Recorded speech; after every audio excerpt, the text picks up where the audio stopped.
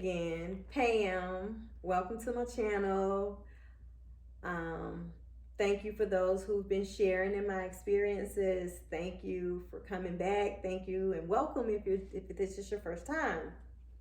What I'm going to discuss is how I dealt with the separation from my 3-year-old child who was deaf, is deaf. And I made the decision about 6 months after I found out he was deaf, because it was a decision that had to be made in order for him to attend the school.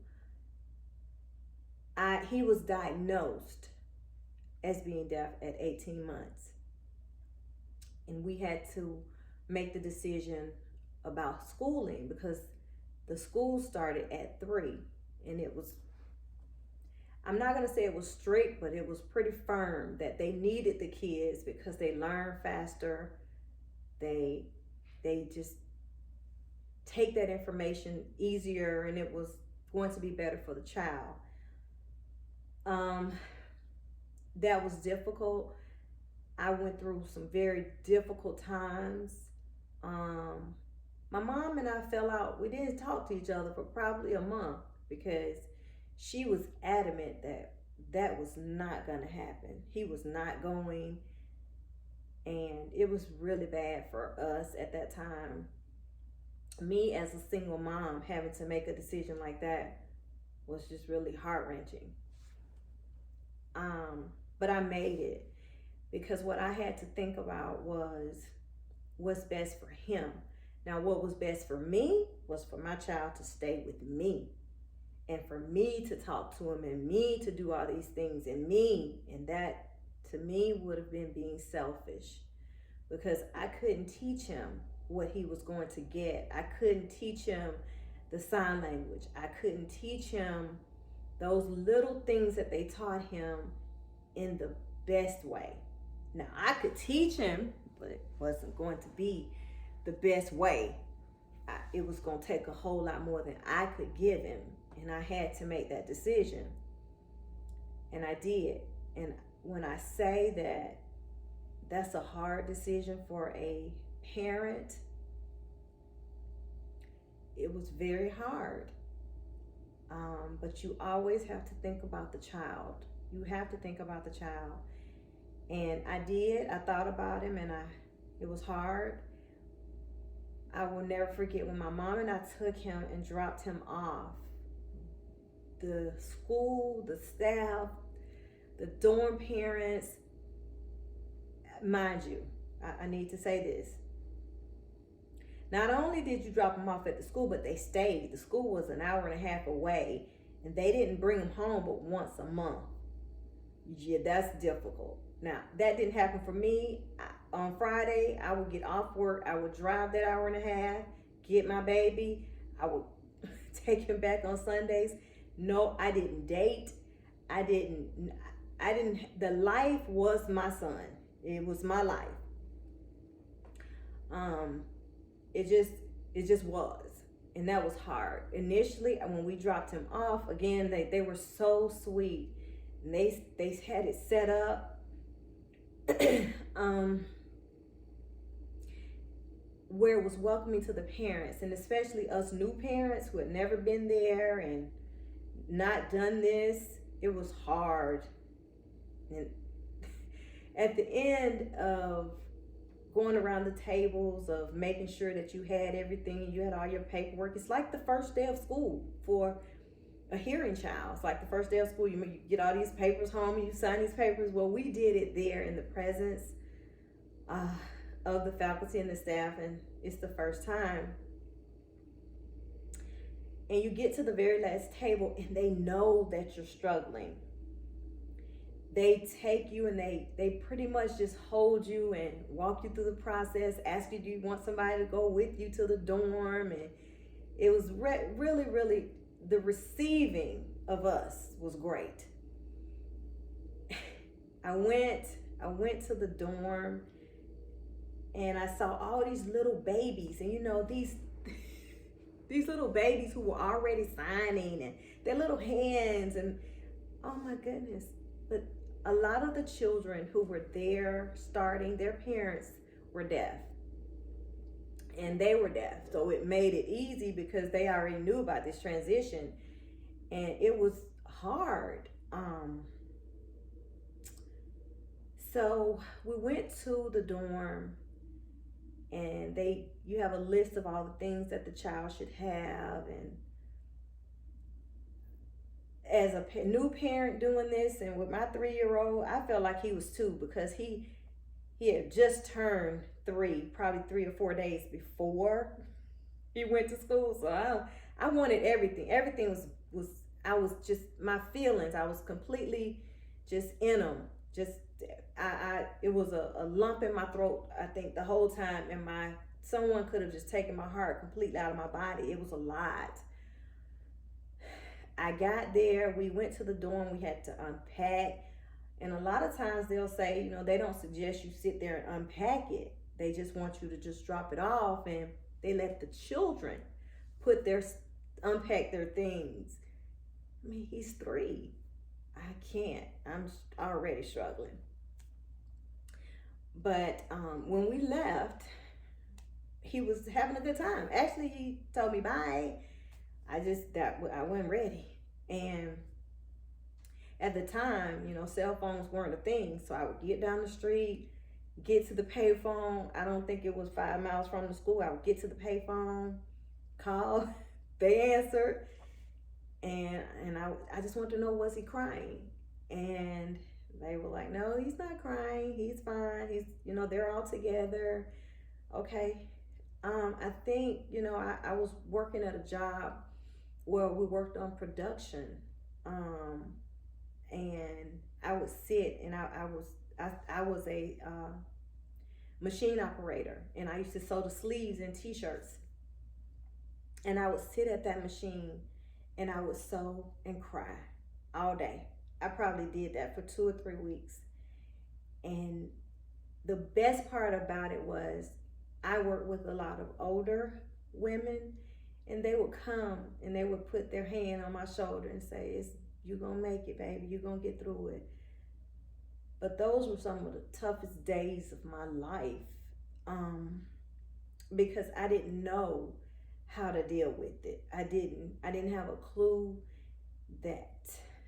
how things were going to go.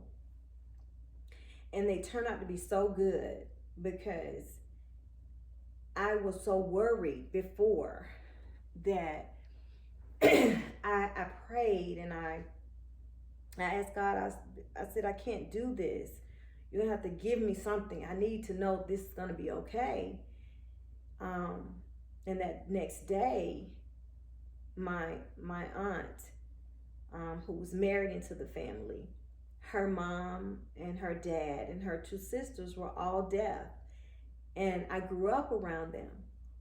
Well, 3 or 4 of them came by my house the very next day because they were so excited. The deaf community is excited about other people being deaf. They want to know them. They want to share. They are there, and they like to give their deaf people their deaf name sign. I love it. It was great because they gave him his name sign. But they came by and they were talking to me, and I was standing outside, and I asked the question, is he going to hate me when he gets older for letting him go to school there? And overwhelmingly they said, no. Oh my goodness, no. They're going to love you. I mean, he's going to love you. This is going to be great. He is going to love it there. And that really was my okay, because I'm talking to people who've been there. I'm talking to people who have lived it, and they've gone through it. They're adults. They're okay. And I said, okay. And I did it. It was the most difficult thing I ever had to do in my life, was to separate from my baby. And every day was hard. And I couldn't walk around the house. You see your baby's toys. It was like death to me, because this wasn't how it was supposed to be. You get in, you come in, you're supposed to see your child. Your child's supposed to run around the house, and that's what it was supposed to be. And that's not what it was. And he just embodied the house. This is him. This is him. And you see toys and you see little things always because you miss him. And I didn't go into a depressive state. I got better as the days went by. I got better. I got more accepting of my decision. I got more understanding of he's doing well, because when I would see him, I would go and pick him up every Friday because they only came home again once a month, and I just could not do that. I could not do that. But he was coming home, and I noticed that he was becoming more independent. He was doing things on his own. He was actually saying more, which I don't know if that was a good or bad thing at this point, because when I say saying more, he was expressing himself more. And there's a thing, he meant to say what he said. And sometimes it can hurt your feelings if you're not prepared.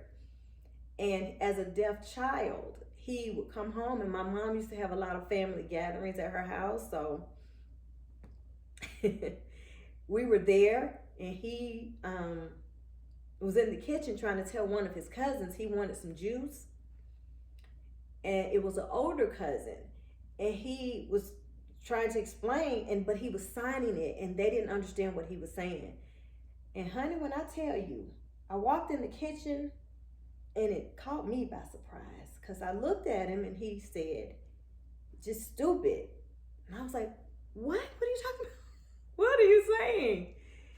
And he was saying, he doesn't understand me, therefore he's stupid. And I said, no, that's not it. And I had to explain it to him that everybody don't understand sign language. Now he's 3, so he's 3. And I'm explaining to my 3-year-old, no, everybody don't understand sign language. Everybody's not deaf. This is hearing. They're hearing. And you have to explain things to them like they have to explain things to you that you don't understand. He had that look on his face. I'm a little confused, because when I'm around everybody else, see, they understand. Yeah, but everybody else that you're around when you're at school, they're deaf. So they understand. And the hearing people at your school know sign language. So, and that, he picked that up very early on, is other hearing people should be able to understand me. No, they don't understand you. And it's been that was a trying time when he was younger, when he first started at the school, because he was adamant that people should understand him. And I had to make sure I would tell him, people don't understand everything you say because you're deaf and you're signing. And when they talking to you, you don't understand them.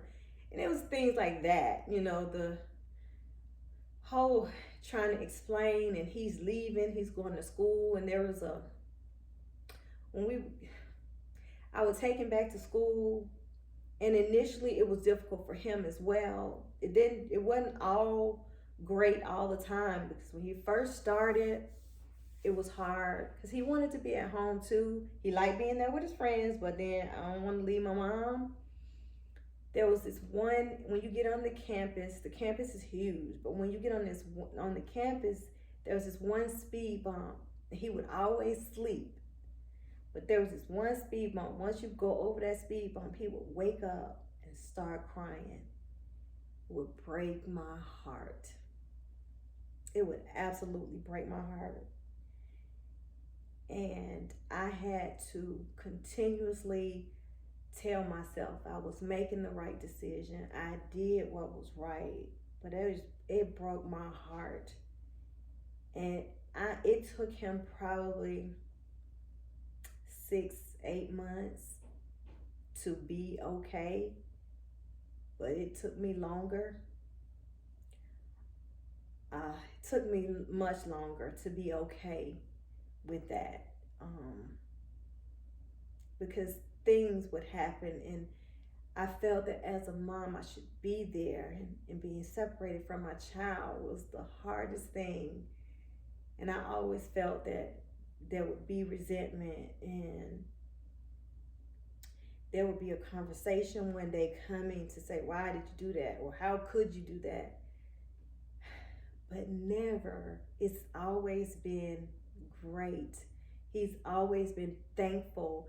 As a matter of fact, so thankful that when he got ready to graduate, he didn't want to graduate. He said he wasn't ready to leave. And at that moment, I thought, wow, okay, I must have done something right, because he doesn't even want to leave. Now, there was a conversation that, okay, but you have to leave because you've met and exceeded the requirements of being at a deaf school. It's time for you to get ready for college, or you're next.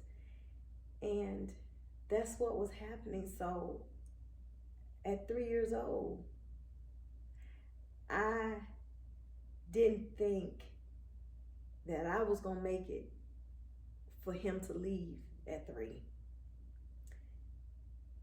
And then I look at him at graduation, and he says, I'm just not ready. I'm just not ready to leave. This is my family. These are my friends. I don't want to go. I think I'm going to say I made the right decision. Was it hard? Extremely. Did it hurt? Terribly. But I did it. And to this day, I feel good about it. And I thank God every day for it, because I was fearful that it was not going to go well, and it went great, because it was the best thing that ever could have happened to mine. So y'all comment. Let me know if you have any questions about this. If there's somebody out there that is going through this and have to make this decision, or wondering what all I did to get through all of this, just ask the question. I'll answer. Like it or not, I'll answer. Just all I ask is that everybody be respectful and give your opinions, give your advice. Just be respectful. Thank y'all so much for listening.